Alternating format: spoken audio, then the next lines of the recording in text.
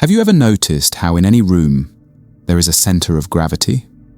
It's not always the loudest person, the most attractive, or the one with the official title. It's the person people unconsciously watch, whose opinion is waited for, whose silence seems to carry more weight than another person's speech. They possess a kind of social gravity. They don't chase connection or respect. They seem to pull it into their orbit effortlessly. Then there's the rest of us. We often feel like we're in the outer orbit, struggling to be heard, seen, or taken seriously. We try to create gravity by being louder, being nicer, being more available, or by constantly proving our worth. But these efforts often have the opposite effect. They can make us seem lightweight, common, and easily overlooked. Today, we are not talking about tricks or social hacks. We are talking about the fundamental physics of human influence. We will explore the hidden laws of social gravity and how you can increase your own, not by changing who you are, but by understanding human nature on a deeper, more profound level. This is your guide to becoming a true center of gravity in your own life. Chapter 1. The first law of gravity, mass, the power of self-contained value. The first law of physics is simple. Gravity comes from mass. The more dense and substantial an object is, the more powerfully it pulls things toward it. The same is true in the social universe. Social gravity comes from a person having a dense, self-contained core of value, skill, and purpose. They are not empty. They are substantial. Their worth is not dependent on the approval of others. It is generated from within. The ancient Greek philosopher Aristotle called this concept eudaimonia, a state of human flourishing that comes from a life of virtuous activity and the perfection of one's own character. It is a happiness that is a byproduct of being excellent, not a goal to be chased. This idea is echoed in the American transcendentalist movement, where Ralph Waldo Emerson urged us toward self-reliance, writing, "To be yourself in a world that is constantly trying to make you something else is the greatest accomplishment." Both philosophies point to the same truth. Real power comes from cultivating a strong inner core. Imagine Maya, a talented but overlooked software engineer. In her first year, she tries to create social gravity by being helpful. She joins every social committee. She's always available. She tries to be liked by everyone. But she feels she's seen as a useful utility, not as a powerful presence. Her gravity is low. Frustrated, she decides to change her strategy. Instead of going wider, she goes deeper. She stops trying to be everywhere and focuses on building her mass. She identifies the single most difficult and valuable technical problem in her department, a complex legacy system that everyone complains about but no one wants to touch. For 6 months, she becomes less socially available. She puts all her extra energy into mastering that system. She works on it, studies it, and eventually develops a new set of tools that makes it 10 times more efficient. She doesn't announce her progress daily. She just builds. Then, at a quarterly presentation, she demonstrates her solution. It is an undeniable display of massive value. She has not just done her job, she has solved a huge, expensive problem for the entire company. What happens? Suddenly, senior engineers are coming to her desk. Managers are asking for her opinion. She didn't get louder, she became more substantial. By focusing on building her own dense core of skill, she fundamentally altered her social gravity. Chapter 2. The second law of gravity, the unpredictable orbit, the power of mystery. The second law is about how objects move. A planet in a perfectly predictable circular orbit becomes a taken-for-granted part of the background. But a comet, with its rare, brilliant, and unpredictable path, captures the attention of the entire world. Predictability creates indifference.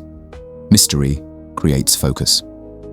The ancient Chinese strategist Sun Tzu, a master of psychology, built his entire philosophy on this. He wrote, "All warfare is based on deception. Hence, when able to attack, we must seem unable. When using our forces, we must seem inactive. This is not about lying. It is about being strategically unreadable."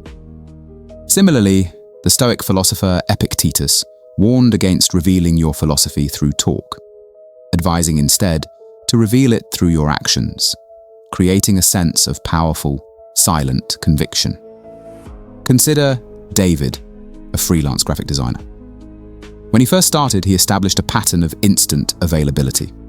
He would answer emails within 5 minutes, day or night. He sent constant progress updates. He was trying to build trust through predictability. The result? His clients started treating him like an on-demand employee, not a high-value creative partner. His constant availability had made him seem common, not valuable. He decided to change his orbit. He established clear communication windows. He informed his clients that he checks emails twice a day. Sometimes, he would deliver a brilliant draft a week ahead of schedule. Other times, he would use the full, allotted time. He stopped being a predictable service and became an in-demand artist with his own professional rhythm.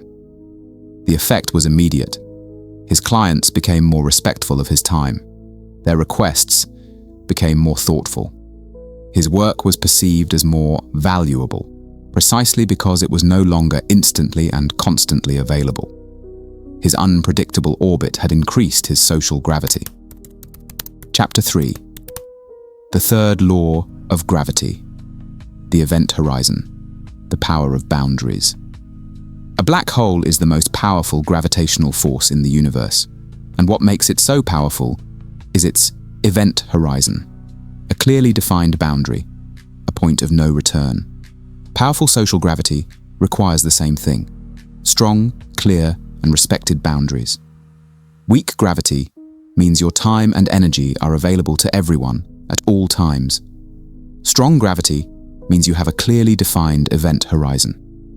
It communicates that while you may be warm, there is a line that cannot be crossed.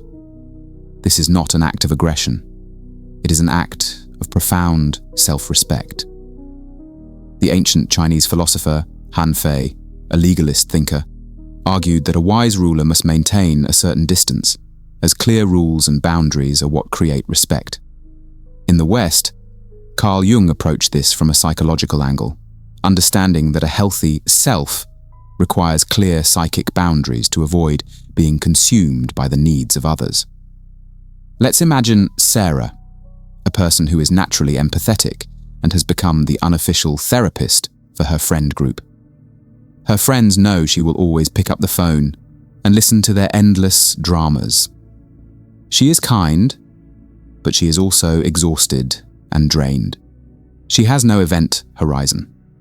One day, she decides to create one. The next time a friend calls in a panic, Sarah listens compassionately for a few minutes and then says, kindly but firmly, "I can hear how much pain you're in, and I want to be here for you. But I only have about 5 more minutes right now. For these 5 minutes, I am all yours." The first time she does this, her friend is shocked, but Sarah holds the boundary.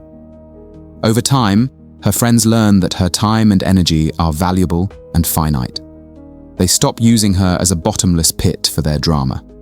Their conversations become more focused and respectful. Sarah is still a caring friend, but she is no longer a depleted resource. By establishing a clear event horizon, she has taught the world how to interact with her, and her social gravity has increased immensely. Becoming a center of gravity. The laws of social gravity are not about manipulation. They are about a profound shift from the outside world to the inside. You stop trying to pull people into your orbit. Instead, you focus on building your own mass through the deep cultivation of your skills and character, as Aristotle and Emerson taught. You stop being a predictable object.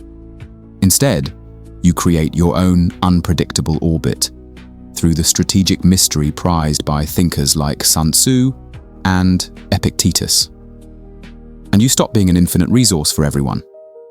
Instead, you define your event horizon through the courageous act of setting clear boundaries, a principle understood by leaders from Han Fei to Carl Jung. This is the path to becoming a true center of gravity. It is the journey of becoming so substantial in your own being, so confident in your own path, and so respectful of your own energy, that the world, in its own time, has no choice but to notice the quiet, powerful, and undeniable pull of your presence.